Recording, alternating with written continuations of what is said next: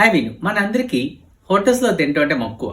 ఎందుకంటే చాలా టేస్టీగా, హెల్దీగా, నీట్గా ఉంటుందని చెప్పి మన హోటల్లో తింటాం ఫుడ్. యాక్చువల్గా ఈరోజు హోటల్స్ ఇంకా తెలివిగా ఏం చేస్తుందంటే డిమ్ లైట్లో ఫుడ్ సర్వ్ చేయడం మొదలుపెట్టింది. అసలు డిమ్ లైట్లో ఫుడ్ ఎంత సర్వ్ చేస్తారు తెలుసా అండి?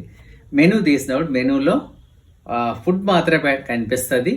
ఇంకోటి ఏంటంటే పక్కన ప్రైసెస్ పెద్దగా మనం అబ్జర్వ్ చేయడం డిమ్ లైట్లో, అదొక సైకలాజికల్ ఫీల్. ఇంకొకటి స్పెట్స్ పెట్టుకునే వాళ్ళైతే మళ్ళీ స్పెట్స్ తీసి పెట్టుకోవడం ఎందుకని చెప్పి ఐటమ్ చూసి ఐటమ్ చెప్పేస్తారు. సో ఇది మెనూ కోసం చెప్తున్నాను. ఫుడ్ విషయానికి వచ్చినట్లయితే ఈ డిమ్ లైట్లో మనకి ఫుడ్ వాళ్ళు సర్వ్ చేసినప్పుడు ఫుడ్ యొక్క కలర్ కానీ టెక్స్చర్ కానీ ఏం కనిపించదు. ఒకటే కనిపిస్తుంది, ఏంటంటే ఫుడ్ వచ్చింది, క్వాంటిటీ ఉందా లేదా అని చెప్పి వెంటనే మనం వేడిగా ఉంటే తినేస్తాం. కానీ ఫుడ్ ప్రిపేర్ చేసే కిచెన్లో సిచ్యువేషన్ ఒకసారి చూడండి వీడియోలో.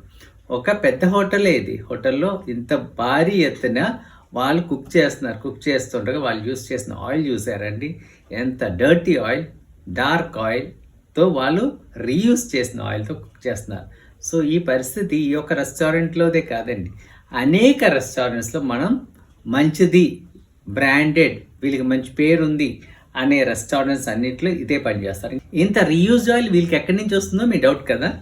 ఏం లేదండి, ఆయిల్ ట్రాన్స్పోర్ట్ చేసే లారీ ట్యాంకర్స్ ఉంటాయి కదా, ఆ ట్యాంకర్స్ అన్లోడ్ చేసిన తర్వాత కాస్త ఆయిల్ దాంట్లో ఆ లారీ స్టాప్ చేసిన సెగ్రిగేట్ అవి ఉంటుంది. ఆయిల్ ఏంటంటే నెమ్మదిగా ట్యాంకర్ వాళ్ళు ఓపెన్ చేసి దాన్ని అమ్ముతారు, అది అన్ఫిల్టర్డ్ ఆయిల్.